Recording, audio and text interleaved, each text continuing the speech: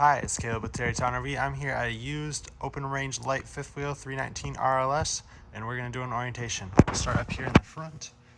On the left here, you have a little storage compartment. There are two cranks in there, one for the jacks and one for the spare tire. And then to the right, you have your two propane tanks. There's a spare tank thrown in the back there, and then the regulator in the middle, whichever way this is pointed towards, is pointed towards the tank that you are using. Once one tank goes empty, simply swap that so it faces the other way. We'll come around here. To the side, you have your battery compartment with a brand new 12-volt battery in here. And up on the left, you have controls for your landing gear, which are going to be your 2 foot pads up front here. So that's going to allow you to extend and retract those so you can hook and unhook from your truck. And then you can also adjust to level the unit out. Then you have pass-through storage here. You can see there's an access panel there. That'll give you access to some wiring and stuff if you ever have to do any work. You can, there's a screw in the middle there, and then you can slide that panel open. So if you ever have to access that, that's available to you. Paper towel holder on the wall there, and you'll see there's some stuff over there. We'll get over there in a little bit. You have your docking station in this compartment. Up at the top, you have inputs for cable and satellite right up there. You have two 110 outlets. Light here. In the middle, you have all the valves for your water system. So everything here is going to go through your freshwater connection as far as running water, filling your fresh tank and everything. So if you want to fill your fresh tank, if you're rusted camping, you'll go to tank fill, match your 3 valves like that, hook your hose up to here, turn it on, and that'll fill your freshwater tank. Once your freshwater tank is filled and you want to run your water pump, you'll match the valves up to pump/city, just like that. Turn your water pump on, and that's going to give you your water pressure. If you are hooked up to just city water, your valves will stay in that same orientation. Hook your hose up to the city water connection, turn it on, and that'll be what creates your water pressure for you. You are able to run your hose through the floor here so that you can close your compartment door. I would recommend you get a 90-degree fitting with that to make that possible, and so your hose doesn't kink there. And then to winterize the unit, turn all your valves vertical like so. You'll hook your hose up to here, turn your water pump on, and that is going to draw your water in through, or your antifreeze in, so that you can open up all your faucets and run antifreeze through each thing. And then to bypass your water heater, if you ever wanted to run water but not run it through the water heater, turn your valves like that, and that'll bypass the water heater so that it doesn't fill up the water heater here. This valve here is your black tank flush, which you'll use when you drain your holding tanks. You have 2 slide valves right here, gray and black.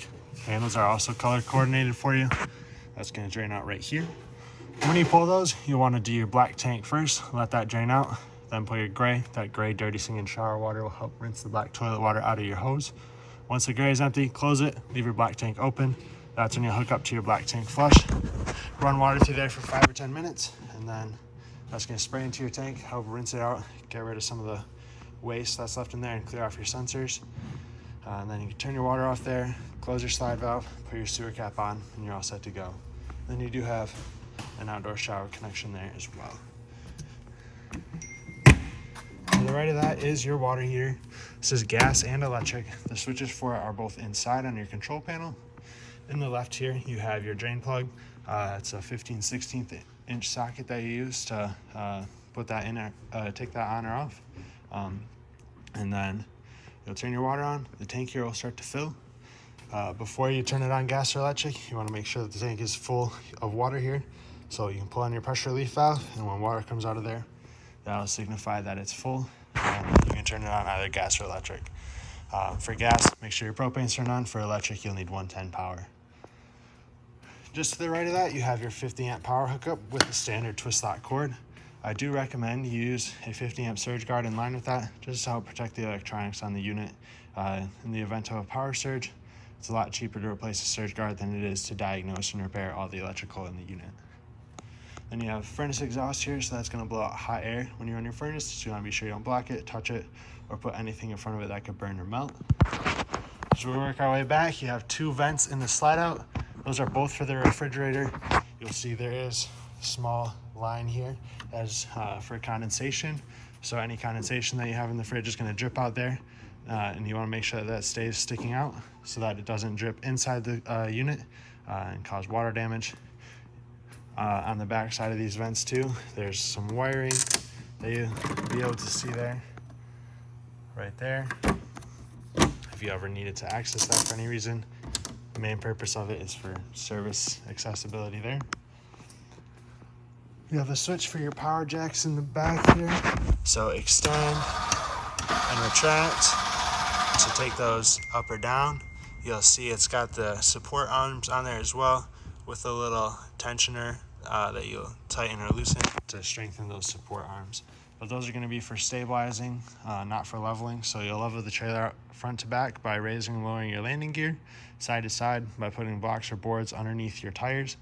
Once it's leveled out, you can run your stabilizers down here in the back, and then put just a little bit of pressure on them so that they can stabilize the rear of the unit and it won't move around as much when you're using it and going in and out of it. On the back here, you have a ladder so you can get up to your roof and access that. We recommend you get up there at least once a year to go check your seals and check out your rubber roof. Make sure there's no rips, tears, cracks, anything like that. If you do see anything, if you use self-leveling lap sealant, you can spread that on there and that'll seal that off. We also recommend you clean your roof once a year with a rubber roof cleaner and conditioner. So you just spray that on there, scrub it in, and rinse it off. And that's gonna help keep your roof clean, and B, it's gonna condition the roof so that it doesn't dry out sitting in the sunlight. And you have your bumper here on the back. On either side, you can pull out your bumper caps, which they pull kind of hard sometimes, but you'll pull that out, and you can store your sewer hose in there if you need to. That way it's stored out of the way, and there's bumper caps on either side, so you can keep that out of the way. You'll notice there's a little hole in the fascia here. That is so you can crank your spare tire down. So if you ever have to use it, you'll just stick one of those cranks from up front in there, crank it down, and that'll drop the spare tire so you can access that. Have your power awning up front, as well as 2 outside speakers, which will be controlled from the radio. We have the other side of the pass-through storage here with a 50 to 30 amp adapter, 30 amps 110 adapter in the middle there, 25-foot freshwater hose, and a 10-foot sewer hose. There's a location for an outside TV here, as well as your connections for it. And you can run those wires through the ground there, so you can have a TV set up outside if you want to. And then last thing out here is a little storage compartment for you. So we'll head inside, we'll get everything opened up. We'll see the slide outs in action. So right inside here is your control panel. So up at the top here, top left, you have 3 exterior lights. So those are the floodlights on the outside. You have 2 switches here for the water heater, gas on the left, electric on the right. It's all electronic ignite. Just flip the switch and that'll light it. If it fails to let in gas, that generally means your propane tanks are either turned off or empty, and there's a little red light on the top here that'll turn on. You have a switch for your water pump here, so once your freshwater tank is filled, flip your water pump on there, and that'll create your water pressure.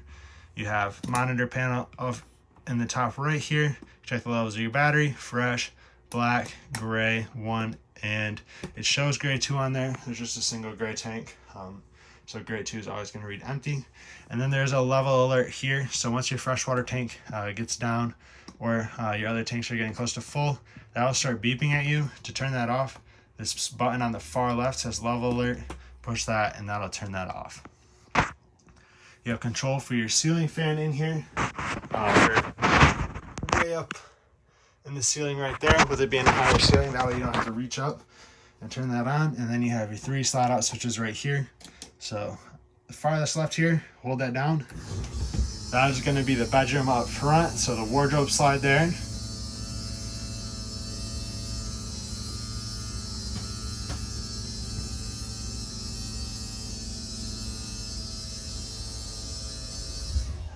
And that'll stop once it's fully extended.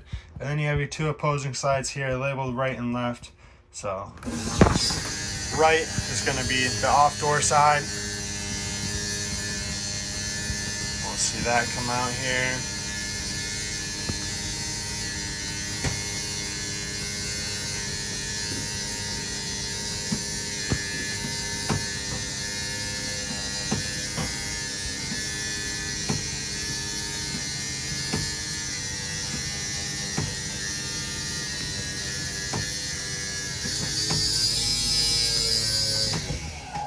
So that's fully extended, and then we'll do the left one here, which is right in front of us. And these are all cable-driven slides. So you see all the mechanism is up top there, and the motor is in the middle. If you ever have to manually run those in or out, you can remove the middle fascia up at the top, and you'll have access to the motor.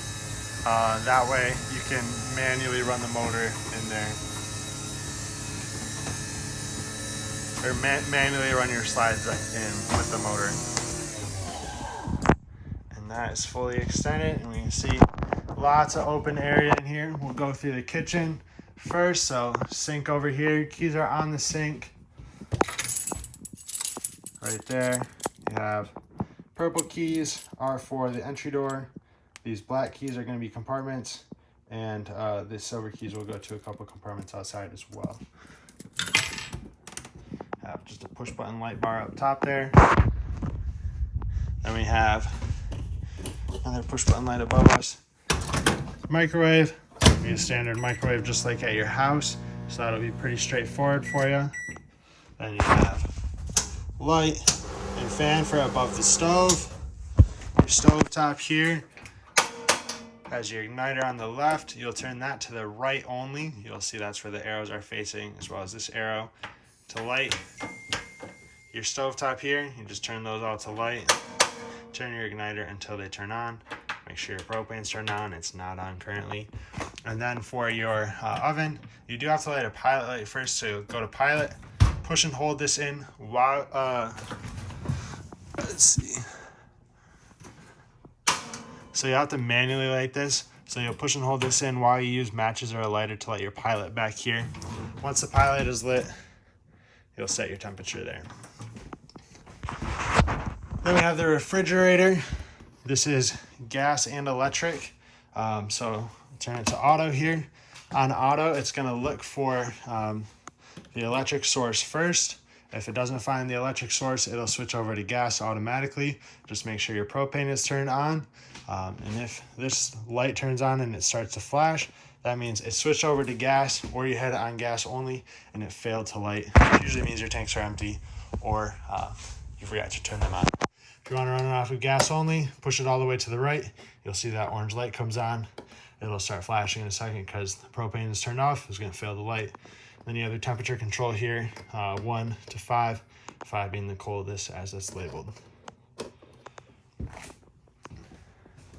Then we have the entertainment center over here. So up at the top is your radio. It's also a CD and DVD player.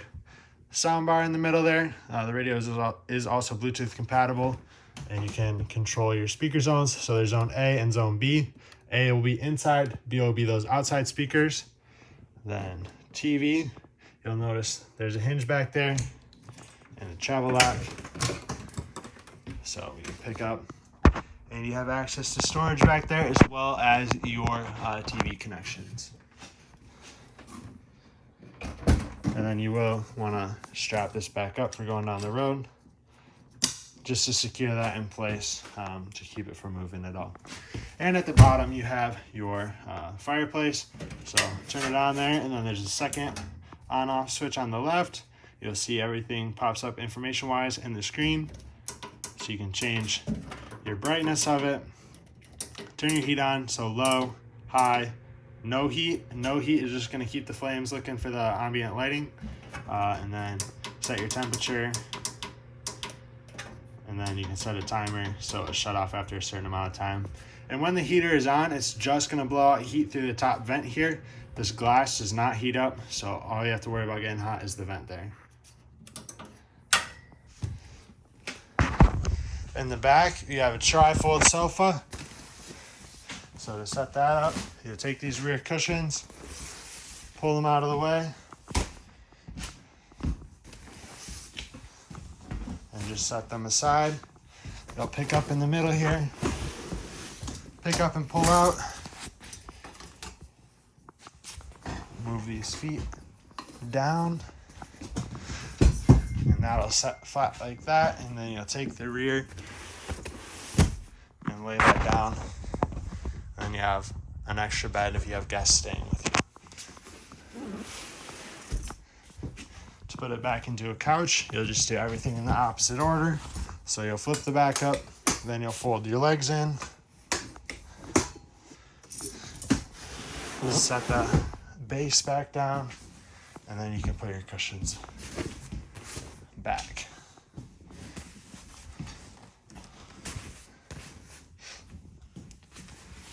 So that's super simple and easy to set up and take down. And over here we have the theater seating. A little bit of storage in the middle. You'll see there's some remotes in there. Fireplace, radio, and TV are all in there. Cup holders. To extend the feet out, you have a pull handle. Pull that out. That'll kick your feet out there for you. Same thing on this side. Those handles do get tucked down into the side a little bit, but you'll just pull on it, and that'll kick the feet out. Then here is your movable island. You'll see that's on wheels, so you can set that up anywhere in the middle here as you need to. I would just, for storage going down the road, have it set up here in the slide out, so it's a little bit more secure. And you have a table and chairs. Chairs will travel like that for going down the road as well, just so they're a little bit more secure in how they're placed. You have push button lights up in the slide out here as well. Right here on the wall is your thermostat. So down in the middle, you have on off. So right now you can change the fan speeds. So low, auto, high. I would just keep it on auto. And then AC, change your temperature there. Furnace, set your temperature for that. For the furnace, make sure your propane is turned on. For the fan and AC, make sure you have 110 power. And then you can turn it back off when this light is in this, or when this button is lit up, that means it's off. Then down below you have your carbon monoxide detector. It's got a little green light on it. As long as that green light is on, that means that is on and working. And then you have your breakers and fuses over here. All your breakers are labeled underneath and your fuses are labeled to the right. If a fuse were to go out, there will be an LED that lights up next to it, and you'll be able to see that through the little window here. We'll head into the bathroom. So you have two light switches on the wall here, or two switches. This one on the right is your light switch. This one on the left turns your fan on. Oops. And then you just manually crank your fan open. It does have a max air cover on it, so you can see that there's still a cover over top of it. So you can keep this vent open if it's raining or when you're going down the road. That's going to give you some extra ventilation there and keep fresh air coming in. You have your toilet with the foot pedal flush. Halfway down brings water into the bowl. All the way down will flush that into your black tank. Then on the back here, you have your shower doors. Magnet strip down the middle to seal that when you're using it. And then a travel lock here. You're gonna hear that click into place like that. So that secures the doors so they don't open up and slide around going down the road. Then up in the bedroom, you have the wardrobe slide out, your bed. There's prep for a second AC here. That's what that sticker is in the vent. Otherwise, it's just a standard vent, no max air cover on this one. You do have a location for a TV on the wall here. So that's what this backer here is for, the sticker. Up above, you have your antenna booster. So when that green light is on, that means your antenna is on. You'll see that lit up the antenna controls here. So if I turn that button off, that turns that off. So that'll allow you to get local stations, and then you can rotate that as needed to fine tune that. Now if we pick up on the bed, you do have some storage underneath there as well. It is held up by a strut to make that more supported. For your exit window in here, you'll take your red triangle tab, pull that, and that's going to take your screen out. And then you'll take your handle and you'll throw the window open, and you can exit safely through the window. Otherwise, you can have it propped open like so for regular ventilation. Just be sure that when you close it, you secure the handle here in place. Otherwise, that can pop out of there, and then your window will get sucked open by the wind. That should be everything in the bedroom, and I believe in the unit. Hopefully this video is helpful to you. If you have any questions, please feel free to reach out. We'd love to get those answered for you. And thank you for choosing Tarrytown RV.